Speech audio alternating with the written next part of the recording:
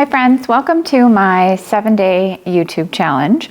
I talked about this a little bit on my Instagram story last week. I wanted to do something to jumpstart my YouTube channel and get myself posting a little bit more regularly.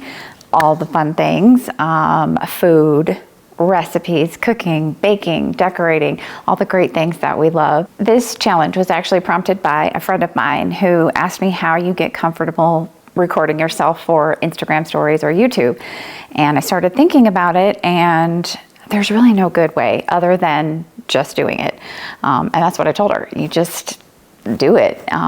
You look awkward, you feel awkward, you say awkward things, you make mistakes, and you just roll with it, because this is how we are. And this is what reality is. I don't make perfect videos. In fact, the last video I made on my YouTube channel last week was anything but natural and was very awkward. And in fact, I debated deleting it. It's that terrible. But I decided, instead of doing that and getting rid of some content that I actually put some time into, I would just start recording more. So welcome to 7 days of me hopefully becoming a better YouTuber.